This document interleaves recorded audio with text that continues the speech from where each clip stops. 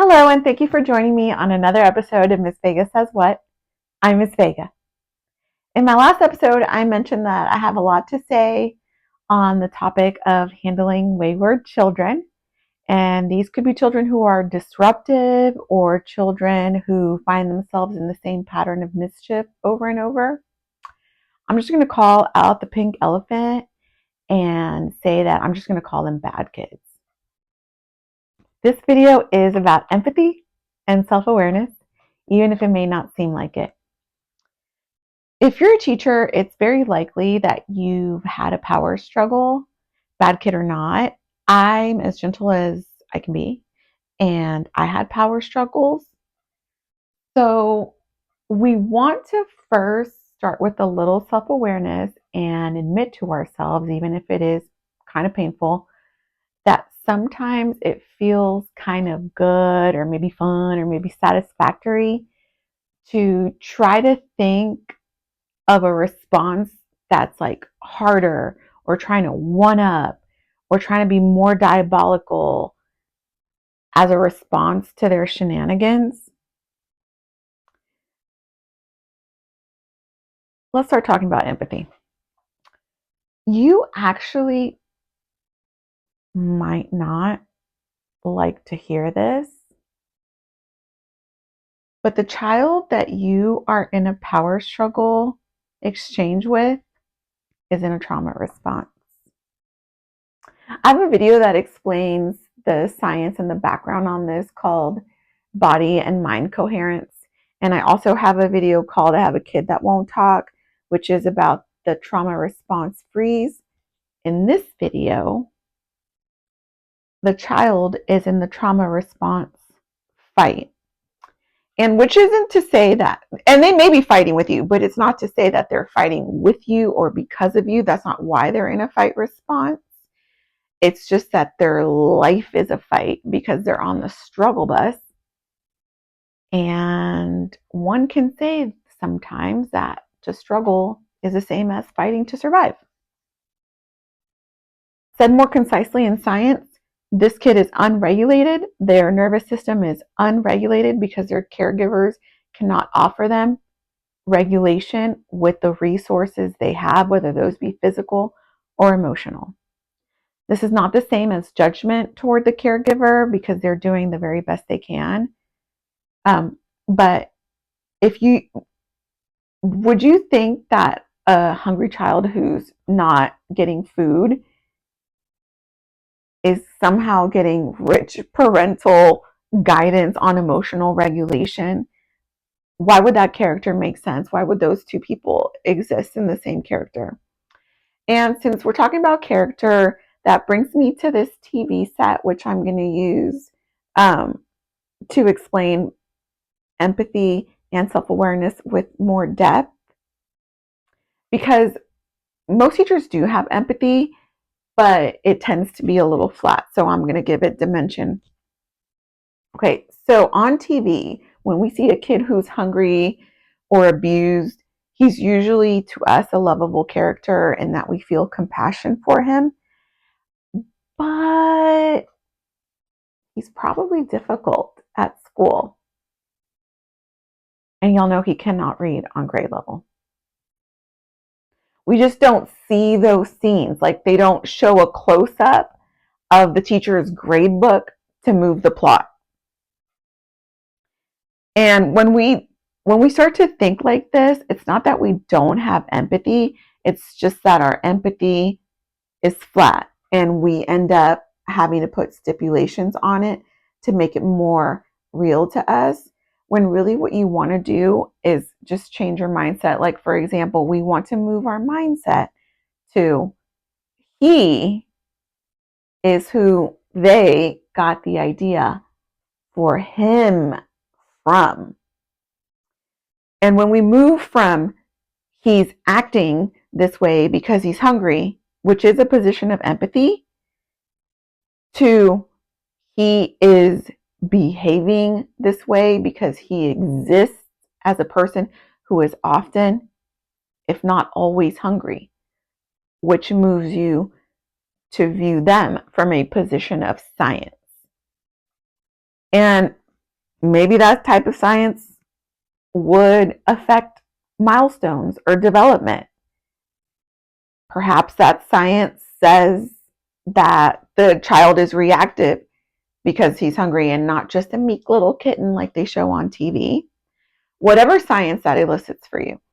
And also whatever TV that elicits for you. Because if you think of a nonfiction kid, like if you're thinking of a kid in a war zone now coming to your class, he might be meek, but he also might be so profoundly traumatized that he's reactive.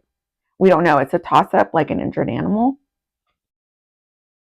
So when you're in a power struggle with a kid who you know or even suspects lives like this, you're arguing because you want them to meet you. In other words, you want them to get the self-awareness that they are wrong. They likely are wrong. Don't get me wrong. But self-awareness requires bandwidth and emotional intelligence. You think that they have bandwidth? Do you think that they have emotional intelligence? Because we see them as having an episode. We see when we're here, we're seeing them as having an episode. When in reality, they're having a life that is hard. And you might say like, but Miss Vega, it's different. And you're right. It is different. The only thing is that that argument works both ways. It could be different because it's not as bad, or it could be different because it's worse and we don't know. So when we jump into arguing, or rather quantifying which is worse, it's the same as quantifying the worth of a certain type of life. And it's an election year. We don't like that argument of quantifying the worth of life versus life. So you might ask yourself, okay, so I do know he has this messed up situation, but he still comes to school with the energy to act a fool. So it can't be that bad. In their own way, they're just playing it off, and it's likely that you already know this, but like, why would a kid come to school and just like sit in a corner and weep about his sad life? Like, what kid is that? The body reacts illogically to what we're going through, and anger, which is what they're expressing, is a cover up for fear. To help you maintain your own self awareness coupled with this empathy, I'm going to continue to use the TV. The same way that you see them through a lens, like as a flash of an episode, is how they see you. Because to them, you are a snapshot relative to life itself. So here is the timeline of their life from the time they were born to the time they died. You exist just as like a flash. Especially if the kid is worried about their next meal, or if they're going to get their butt whooped when they get home, or who is going to be home. They're not worried about you, Teach. We remember our positive teachers in the same sense, like as a flash, even though they warm our whole heart, the sum of the days that we spent together is summed up in a flash. So it's not a judgment, it's just how the mind works. So what you want to keep in mind is, what flash are they seeing of me when they're misbehaving? And they're seeing the flash of you that a character would see when he is acting up at school. And what flash is it that they project onto the screen? They usually show a trope of an angry face. And you might be like, no, yeah, they do show the angry face on TV, but that's not who I am on the inside. They don't know. You go to the rallies, bro. They don't know when you change your profile picture for a cause.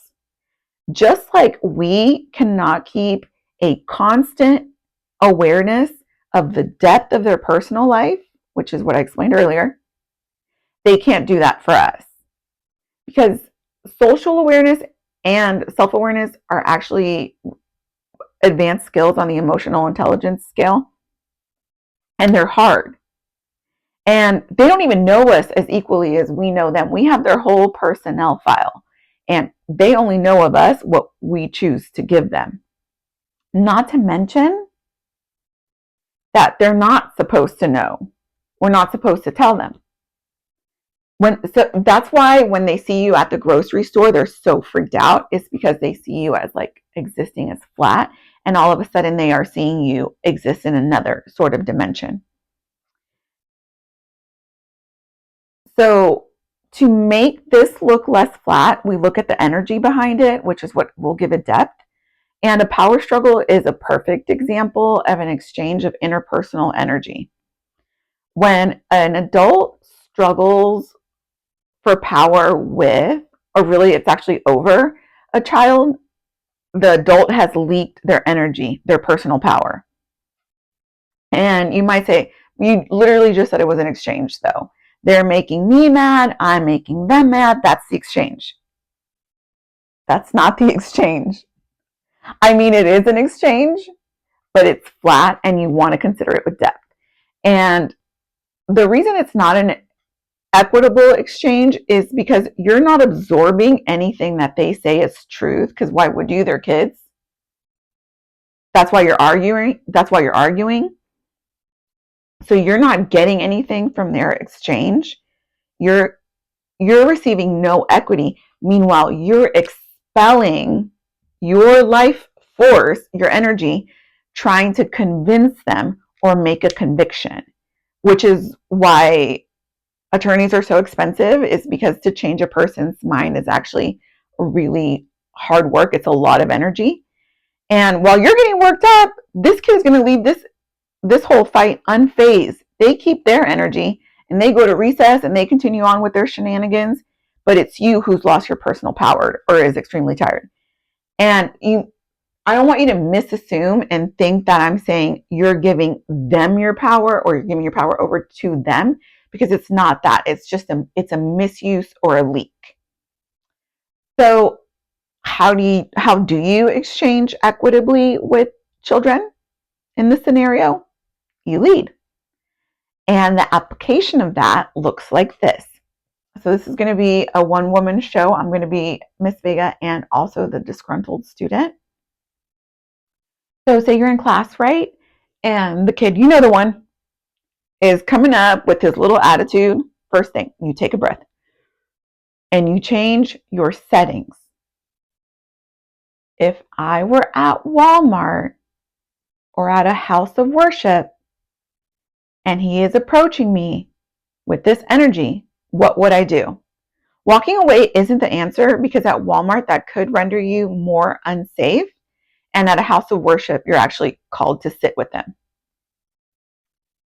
Since we're talking about equity, you need to be equitable with him, and you're going to prompt him, I'm just going to say him, to do the same.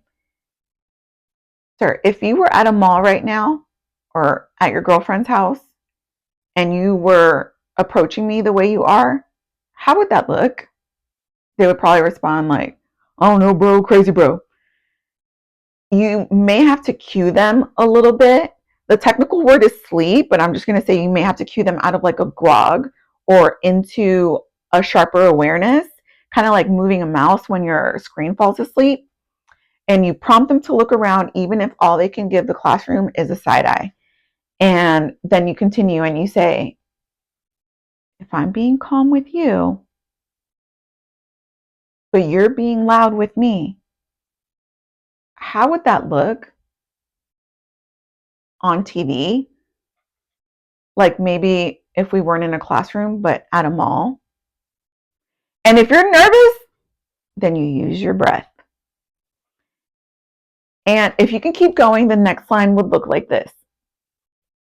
If you wouldn't behave this way at the mall or at your girlfriend's house, then what you're doing is you're actually existing as two people. And you know what people say about people who exist as two people? That they're fake. You want to be seen as fake? I have to remind myself, okay, keep a neutral tone, keep a neutral face, or I call it soft face. But because I'm generally super warm, just turning my warmth off by moving to a neutral position, not a cold position, snaps their attention. It like changes the temperature of our exchange, and it does, and I don't have to rail on them. I don't have to shout. Doing this over time will strengthen the muscle, whatever you want to call that muscle, your empathy muscle, your patience muscle, your non-reactivity muscle. And this practice gets easier because initially it may feel uncomfortable. And for many of you, that discomfort might also feel like the word cringy. And I have a video for that too. But if you've ever seen like a ballerina lift her leg up and backward, whatever that's called, it looks like really light and dainty, but it's actually heavy. We think it has to do with flexibility, but it actually has to do with inner strength. It's been my experience that kids get it, but again, it's like the mouse on your computer screen. You kind of have to like cue them back into their own alertness. And that actually does play into empathy because it goes back to their fight response, because you're making them look at the person who they fight the most with, which is themselves. So to not have to look at themselves, which is who they fight with the most, if you understand what that means, then hopefully you understand some of their pain. So they deflect from having to look at themselves because it's uncomfortable.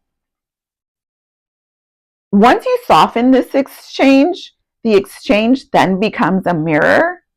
It's actually been a mirror all along, but y'all take that too literally to mean me and the child are acting the same. And really the mirror works like this. It's that the child is reminding you to keep in mind how you look. So when you practice the change of settings, you ground and you stand in your own sovereignty, and then the exchange becomes a productive mirror. I'll show you how you guys are mirrored with the children. In this scenario, I only controlled my own energy. I grounded to safety because ultimately, this is a mirror, he is to me the same, just a flash of my life from birth to death.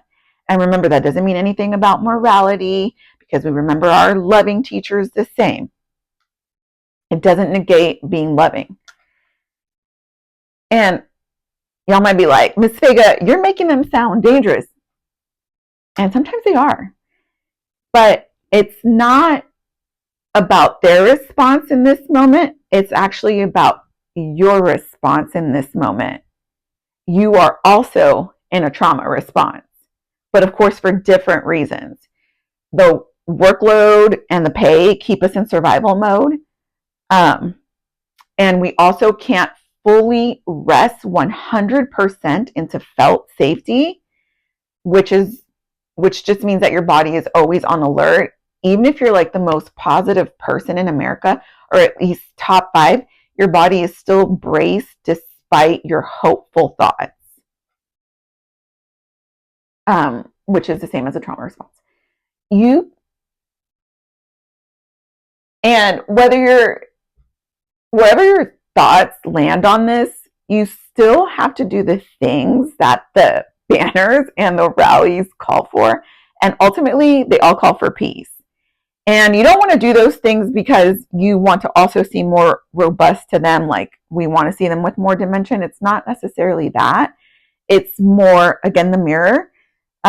If this person is out there doing the macro, like she's at the rallies and stuff, but she's not doing the micro within her classroom, within herself, then she too, like the student, is existing as two different people. And if y'all are wondering if I'm telling you to just like, okay, so you're saying just judge their life to be harsh and give them a pass? Absolutely not. My next video is going to be about consequences. We're not judging them. We're not supposed to judge any thems. What we're doing is we're using the mirror to judge, who am I arguing with, which is also called discernment. Am I arguing with a child right now, which is the same as to say, am I expelling all my energy trying to convince a child? Bless him, Lord, but that is not for my energy to do. And this is actually what forgiveness looks like. This person continues to elicit the feelings within this person, and this person continues to be kind anyway. But it takes discipline. And so, speaking of discipline, I mentioned the charge that we get from trying to crack the code on the most severe punishment.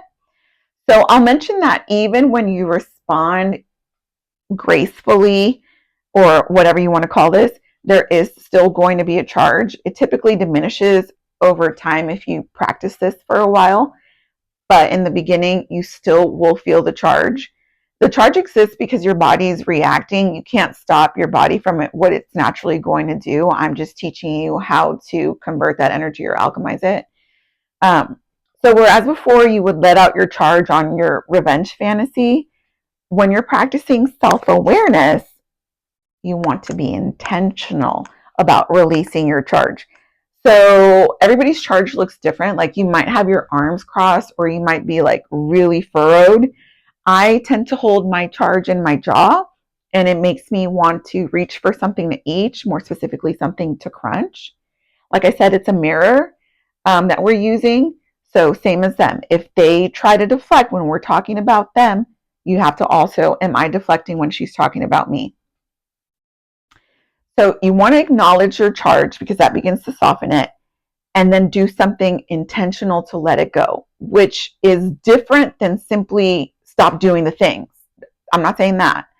It actually means you're going to uncross your arms or unfurl your brow, whichever it is, and you're going to do that with a strong breath, like blowing out a birthday candle. But you're going to attach an intentional thought, and the thought is, I'm letting this go, or whatever, however it sounds natural to you. And then you let it go. And this is abstract because what I'm explaining happens over the span of maybe maximum 2 minutes, but I'm explaining thought in a really soft pace, and it's actually a hard practice, especially if you recognize it actually requires you to change, which is different than, oh, I'm starting a new teaching practice and this is how I build. If you're already more on the reactive side, then this can be challenging for you. But even the one thought of, oh, I remember that video, when you're in these moments, is going to get you to reach to the next level. So to do that, I'm going to talk about the science of emotions. And first of all, let's just pink elephant. We're going to talk about the science of emotions in regards to annoyance, because straight up, they are annoying. The situation is annoying. I might be annoying. My suggestions might make you feel annoyed. So we're going to use this chart, which you can easily Google. It's the emotional guidance chart. So along with admitting that we're annoyed, what we want to admit is that annoyance is actually micro anger. And anger is right here. If you don't believe me, that's because doubt is really near it. And you can just simply ask Google after this video, is annoyance anger? And she'll tell you it is. And along with being micro anger, annoyance also gives the impression, and some definitions will speak to this, that we're controlling our anger, like we're being cute or funny with it, or we're hiding it, when really there's a plethora of memes about how you can't hide annoyance. So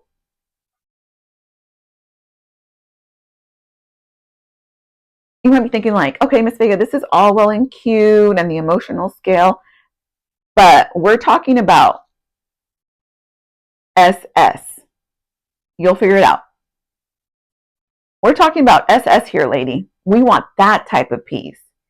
But when we equate peace to being the same as no SS's, we've gone way too far. We've gone too far because that's not what peace is. From where we are, that type of peace doesn't happen overnight, or it would have by now. They would have voted it in and done all the things that need to get done to bring these to absolute zero. I'm essentially trying to talk you out of anger with children, and I'm showing you how you have to work through layers. So it's anger, then doubt, then irritations, impatience, to reach some sort of neutrality. So if anger toward children can't be eradicated overnight, which is in our control, then the type of peace that you're thinking is also can't happen overnight. All we have control over is the micro. And there's a phrase which is super annoying, and the phrase is peace starts with me. Like, it makes the person who you think lives like that seem annoying. So let's look at this teacher again. When we're going back and forth, is that peace? Because we can go to the rally and fight for the macro, but we have to do it at the micro level. Is that peace? Because the rallies ultimately call for peace. Or when we're attempting to belittle by reminding them, you're little compared to me because you're in that position and I'm in this. Is that peace? Because if you were to change the settings in a castle, if the leader treated his people like that, would that be what peace looks like to you? Is talking about them in the lounge piece. Because earlier I mentioned letting go. Is that really letting go if you're talking about them in the lounge? Or is that something that we do about our enemies?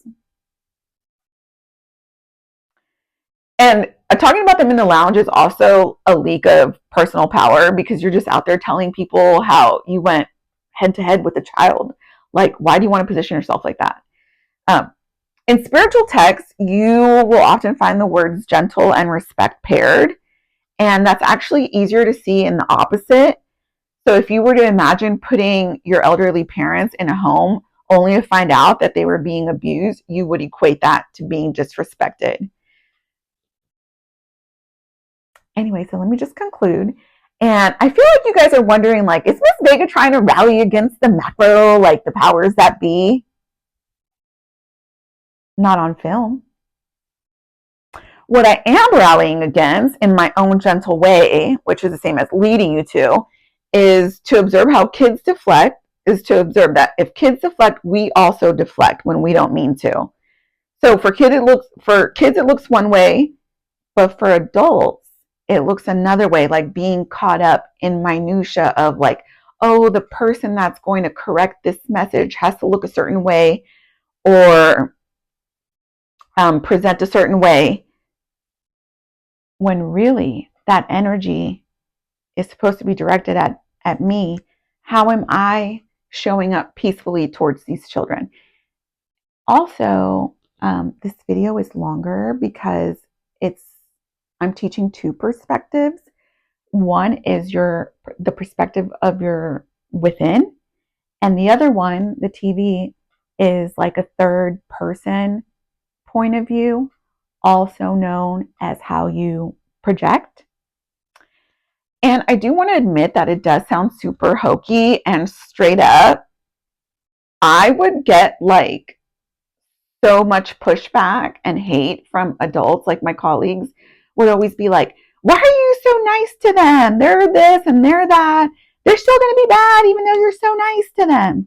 In other words, they would find me annoying, right? And again, I can only control my own personal energy field. They are still going to be within their energy field, so they're going to be who they are. I can't change that.